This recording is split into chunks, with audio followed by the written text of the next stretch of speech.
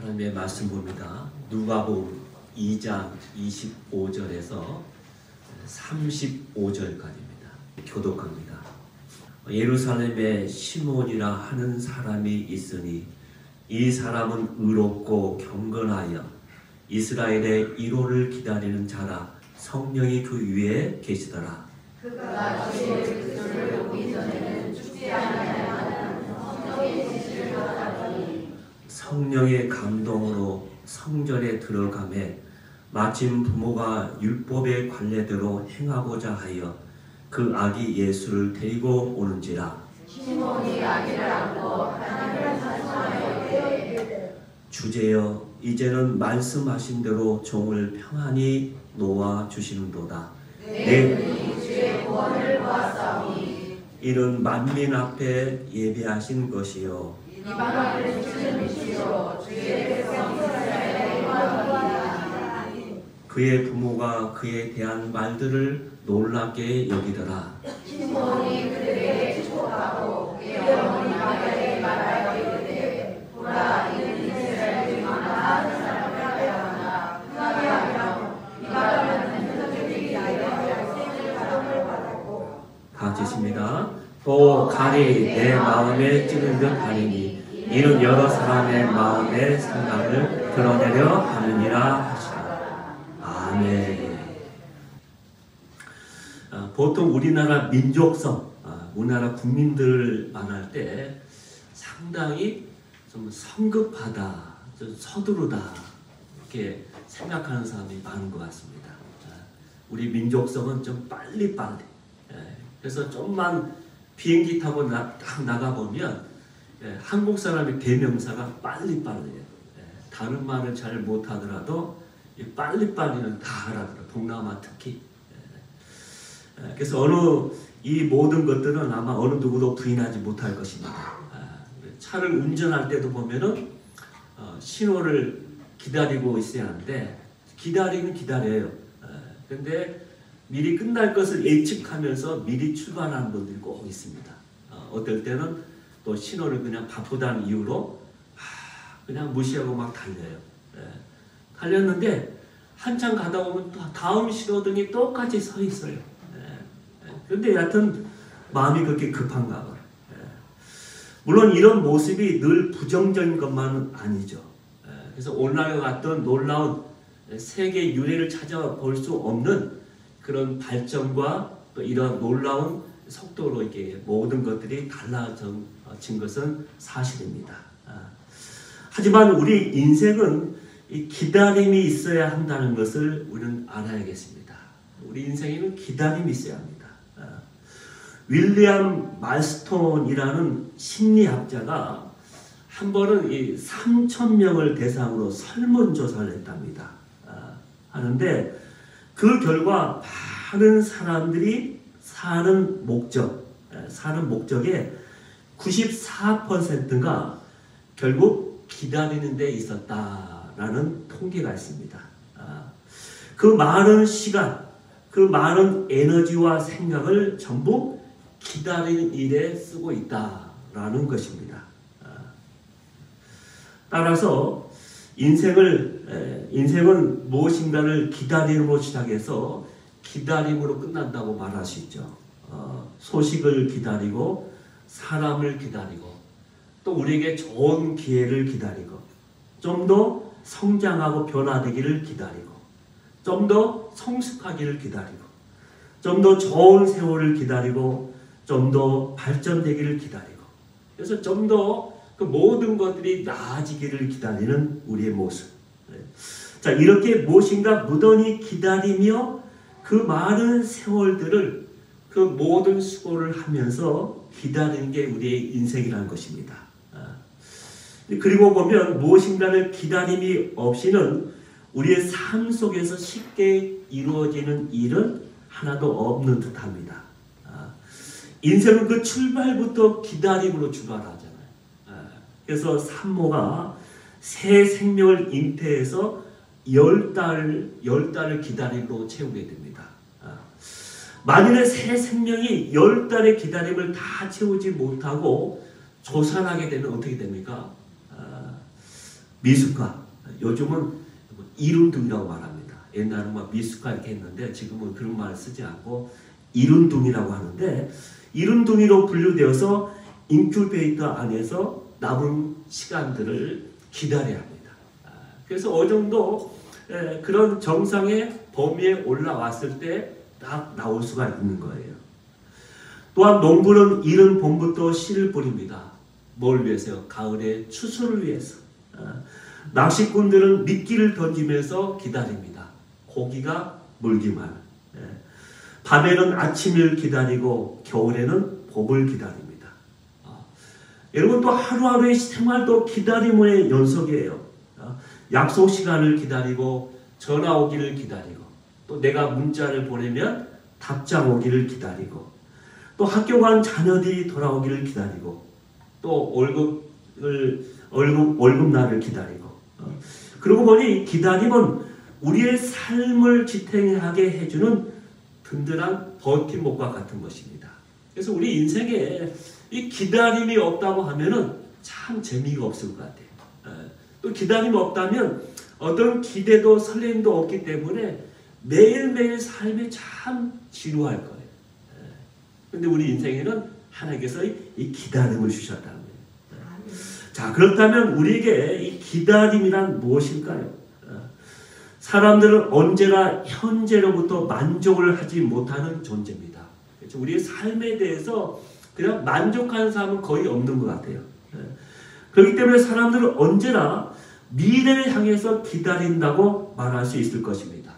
그래서 늘 내일은 달라지겠지, 내일은 내가 기다리는 뭔가 새로운 것이 이루어지겠지 하면서 기다린다는 거예요.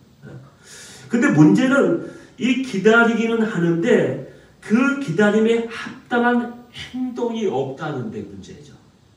그 기다리는데 그 기다림에 합당한 행동은 없다. 또 그 기다림이 무엇을 의미하는지 깊은 생각도 비판도 연구도 없이 막연하게 기다리는 사람들이 있다는 것입니다. 바로 그게 문제이죠. 그래서 이 빅터 프랭클이라는 심리학자는 자기에게 수많은 문제를 가지고 찾아오는 많은 정신병 환자들이 있었는데, 자기 병원에 이제 상담을 온 그 환자들이 있었는데, 그에게 아주 강한 충격적인 질문을 했다고 합니다. 그래서 그들 스스로 하여금 자기의 내면의 약한 것을 치료하며 바라볼 수 있도록 그렇게 만들었다는 거예요. 예를 들어서 어떤 사람이 지금 뭐 고민이 많아서 뭘 어쩌고 저쩌고 하면서 참참 자기의 어려운 문제들을 자꾸 이야기하는 거예요. 그래서 마지막에 이래서 못 살겠습니다. 나 못 살겠습니다. 이렇게 하소연을 한다는 거예요. 그러면 다 듣고 난 이 프랭클 박사는 딱 한마디, 딱 찌르는 질문을 그 환자에게 한다는 것입니다. 그래서 왜 죽지 않았습니까? 그래서 왜 죽지 않았습니까? 당신의 이야기를 다 들어오면 도저히 살 수 없는 지경인데 그런 일을 겪으면서도 왜 죽지 않고 이렇게 살아있는 것입니까? 라고 질문을 한다는 거예요. 그러면 하나같이 말한다는 것이 있습니다. 그거야 다 이유가 있지요. 하면서 자기 나름대로 이유를 다 댄다는 겁니다. 자신의 자녀들 때문에 내가 그렇게 죽지 않았고요. 나의 부모님 때문에, 또 내가 가진 믿음 때문에, 또 반드시 내가 해야 할 일이 있기 때문에 하면서 이유를 댄다는 거예요. 그래서 그 이유를 딱 대면은 이 박사는 다시 그 사람에게 바로 이렇게 이야기했답니다. 바로 거기서부터 생각을 다시 하고서 당신의 인생을 새롭게 생각해 보세요. 출발해 보세요. 하면서 그 사람의 인생의 궤도를 수정해 주었다고 합니다. 여러분, 사람은 목표가 있고 사랑이 있고 꿈이 있으면 살 수가 있는 거예요. 우리에게 목표가 있으면 길이 있기 때문에 그렇습니다. 또 우리가 사랑이 있으면 그 사랑할 대상이 있기 때문에 그래요. 또 우리에게 꿈이 있다고 하면은 우리에게 소망이 있기 때문에 살아갈 수가 있다는 것입니다. 근데 문제는 이 기다림이 그냥 막연한 기다림, 희망사항이 되어서는 결국 안 된다는 것이죠. 다시 말해서 과거로부터 현재로, 그 다음에 현재로부터 미래로 생각하는 그런 막연하고 아무 내용도 아무 약속도 없는 그런 막연한 기다림이 되어서는 결코 안 된다는 것입니다. 그래서 오늘 본문에 말하는 이 기다림은 바로 객관적인 약속이 있고 내용이 있는 기다림이었다는 것을 우리에게 오늘 말씀해주고 있는 것입니다. 자, 오늘 본문에 보면 주님의 이로를 기다렸던 한 사람, 누굽니까? 바로 시몬에 대해서 말씀해주고 있습니다. 이 사람은 25절에 보니까 이렇게 말씀합니다. 의롭고 경건하여 이스라엘의 이로를 기다리는 자였다. 이 사람은 어떤 물질적인 풍요를 기다린 것도 아니요, 그런 세상적인 지위나 권력이나 자기의 영광을 구한 것도 아닙니다. 또 자신의 방법대로 기다린 것도 아니요, 성령이 지시하는 하나님의 방법대로 그에게 계시하신 말씀에 따라서 메시아를 기다리고 하나님의 구원을 이로를 기다렸던 사람이었다고 오늘 말씀하고 있습니다. 요약하자면 그런 단순히 한 메시아를 기다리는 것이 아니라 구약에서 약속하신 그 메시아, 바로 수많은 믿음의 사람들이 예언했던 그 메시아를 기다렸던 것입니다. 그저 좋은 세상을 만들어 보겠다고 그동안 계속해서 외치고 떠들다 사라졌던 그런 많은 사람들, 그 사람을 유혹하고 선동했던 그런 단순한 메시아가 아니라 바로 오늘 본문에 하나님이 일찍이 약속한 그 메시아, 하나님께서 말씀하신 그 약속하신 메시아를 기다렸다고 말씀하고 있는 것이죠. 여러분, 여기가 대단히 우리에게 중요한 의미가 있다는 것을 우리는 기억해야 합니다. 왜냐하면 당시 많은 사람들은 메시아 대망 사상이 있었거든요. 다시 말해서 수많은 이스라엘 백성들이 나라가 힘들고 자기의 삶의 인생이 고달프니까 메시아를 기다렸어요.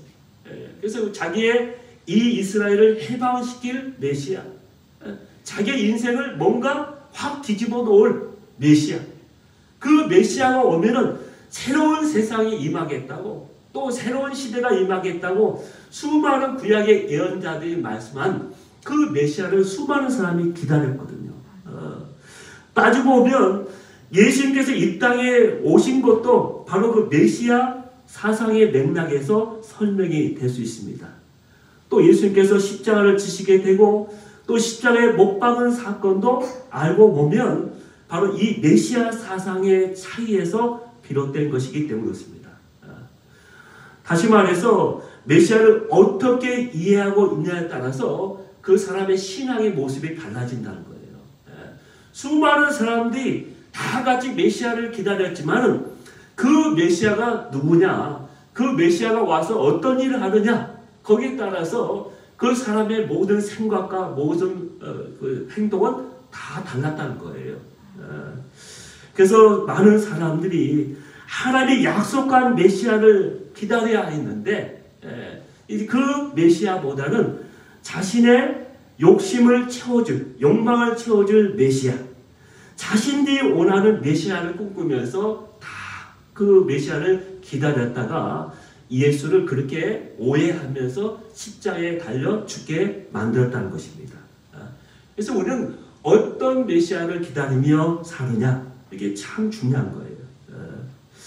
그리고 또 하나, 메시아를 기다리는 마음이 있다면 이에 따른 행동이 있어야 한다는 거예요. 오늘 말씀에 보면 시몬은 25절에 어떻게 기다렸다고 했습니까? 25절에 그가 의롭고 경건하게, 그렇죠? 의롭고 경건하게 살면서 주님의 이루하실 그 메시아를 기다렸다는 거예요. 그냥 메시아를 단순히 기다리면서 가만히 있는 것이 아니라 의롭고 경건하게 살았다는 겁니다. 그 당시에 의롭고 경건하게 사는 것은 참 힘든 길이었습니다. 믿음의 사람들이, 소수의 사람들이 걸어갔던 길입니다. 왜냐하면 수많은 로마의 통치하에서 또 그동안 너무나도 하나님이 오랫동안 침묵 가운데 있었기 때문에 그들의 믿음이 하나둘씩 떠나 있는 상태에 있었거든요. 말씀을 전하는 예언자도 없었고 계속해서 어둠만 보였거든요. 그런 가운데 그들의 모든 것들 다 희미하게 퇴색되면서 사라지고 있을 그때였거든요. 그러나 이 시몬은 그 약속하신 메시아를 기다리면서 한결같이 의롭고 경건하게 하나님 앞에서 온전하게 그가 온전하게 의롭게 살았다는 것을 말씀해 주고 있다는 것이죠. 자, 우리가 기도를 하고 있습니다. 자, 그렇다면 그 기도의 응답을 받을 준비를 해야지. 경건하고 또 거룩한 생활로 내일을 기다리는 그런 마땅한 준비가 있어야 하는 것입니다. 좋은 날 기다리면서 아무 준비가 없다면 얼마나 어리석은 일이겠습니까? 예수님께서 친히 비유로 하신 말씀이 여기서 기억납니다. 우리가 아시는 대로 열처녀의 비유죠. 자, 열처녀가 신랑을 기다립니다.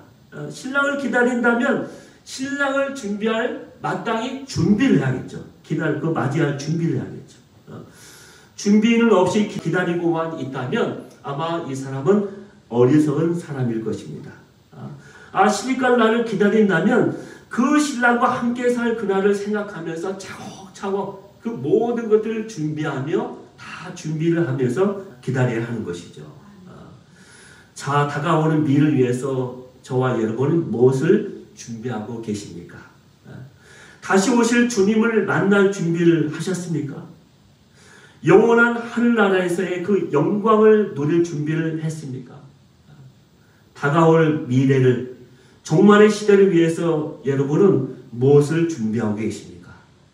내 인생의 마지막 날, 이 세상의 마지막 날이 분명히 있다고 말씀했는데 여러분 그것을 위해서 뭘 준비하고 계십니까? 여러분 초대교회 성도들은 그날을 준비하면서 그날을 바라보면서 살았습니다. 그렇기 때문에 그들이 당하는 현재 고난 가운데서도 개의치 않고 숭배의 죽음을 아주 넉넉하게 기쁨으로 맞이할 수가 있었던 것입니다. 만약에 그들에게 그런 기다림이 없었다고 하면은 그게 살 수가 없었을 것입니다. 자, 이렇게 주님을 기다렸다면 이제는 만났으면 영접을 해야 하는 것이죠. 마태복음 2장에 보면은 이 동방박사들이 나오잖아요. 이 동방박사들이 다 예물을 준비해서 이제 헤롯 궁전을 찾아와서 말합니다. 그러면서 왕한테 이렇게 이야기하죠.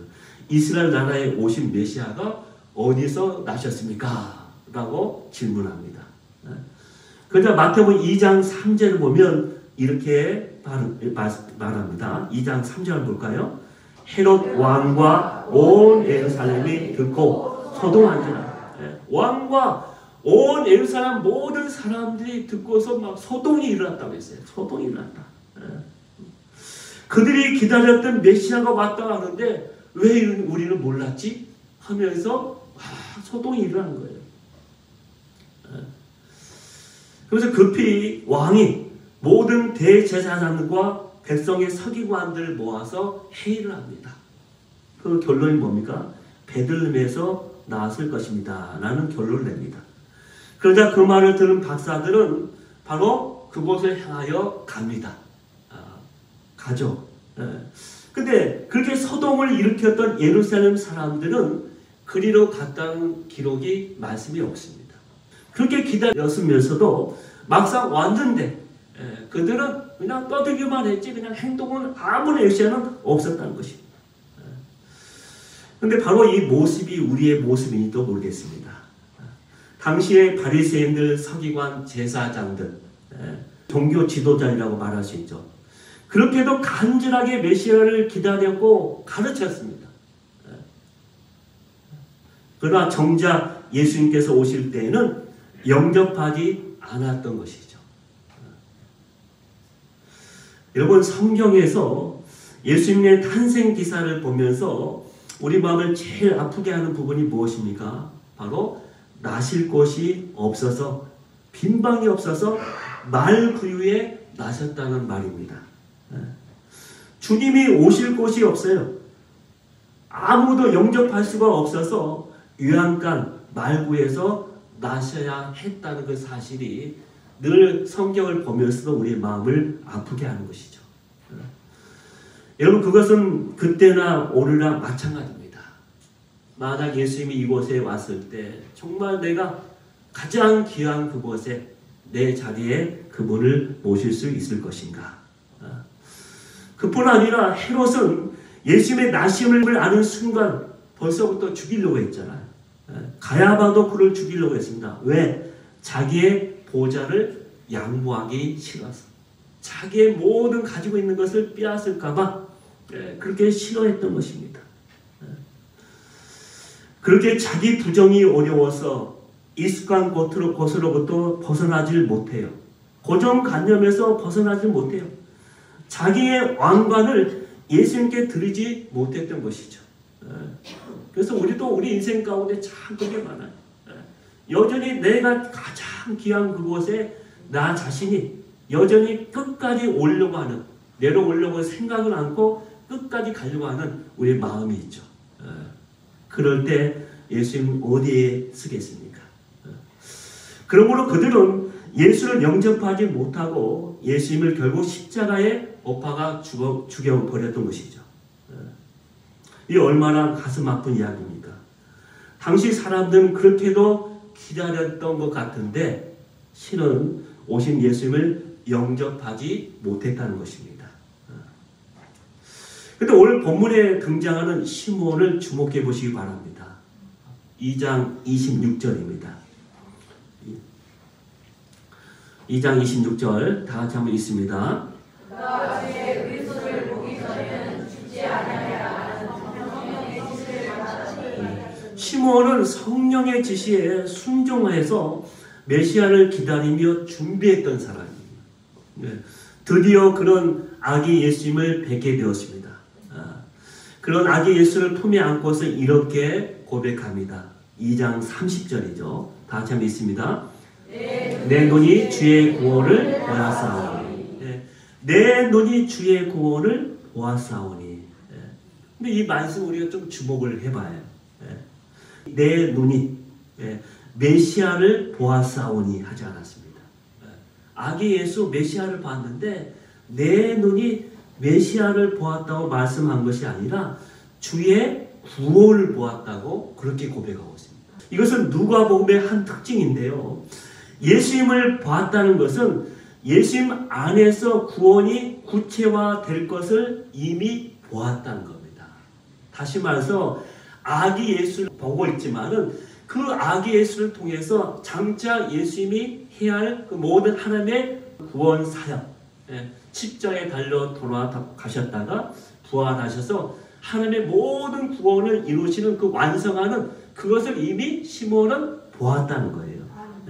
아기 예수님을 통해서 믿음으로 그 모든 사역을 이미 성취한 것처럼 봤다는 겁니다. 그런 이렇게 기다리다가 만났고 마침내 이렇게 고백했던 것이죠. 2장 29절입니다. 이제는 말씀하신 대로 종을 평안히 모아주시는도다. 이제는 기쁜 마음으로 조용히 세상을 떠나겠습니다. 이제는 그 모든 것으로 더 바랄 것이 없겠습니다. 주님을 영접하고 이렇게 배웠으니까 그것으로 만족하고 더 이상 내 인생에 바랄 것이 없습니다 하면서 최고의 기쁨, 그런 최고의 충만함으로 가득 차 있다는 거예요. 그래서 주의 구원을 내가 보았사오니, 이미 보았다고 했습니다. 이미 보았다. 시므온은 현재를 살면서도 미래를 이미 다 이룬 것처럼, 산 것처럼 그렇게 고백하고 있는 것이죠.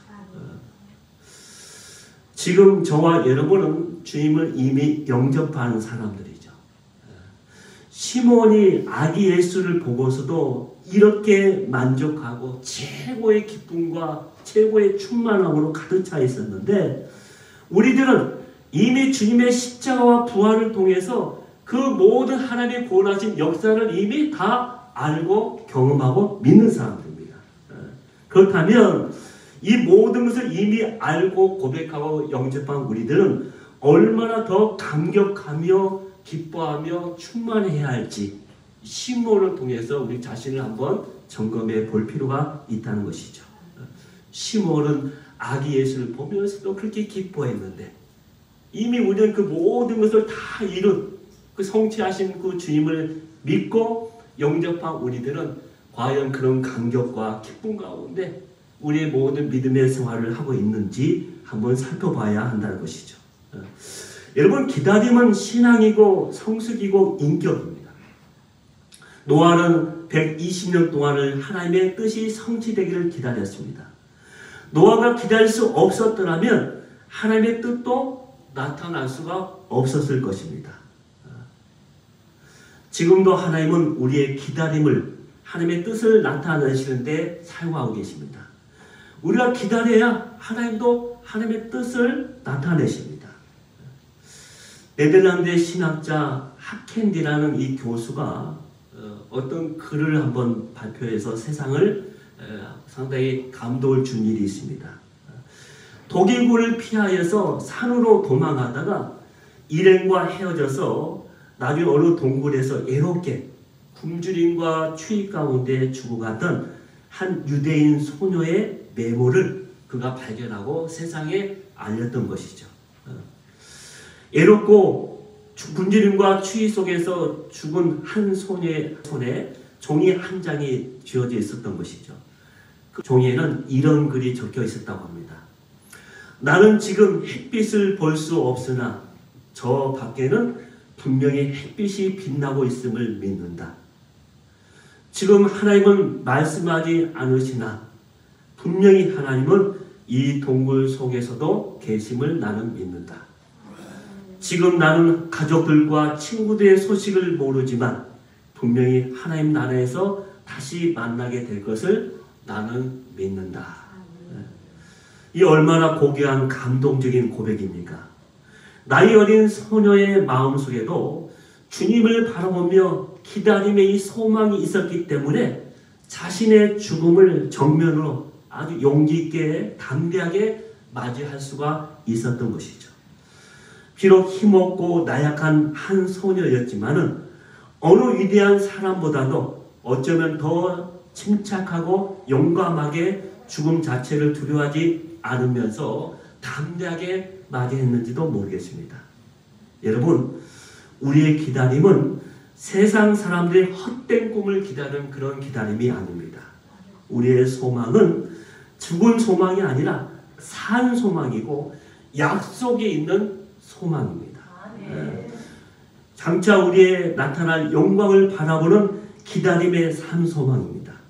그러기에 우리의 기다림은 확실하게 보장된 기다림이고 우리에게 반드시 성취될 기다림입니다.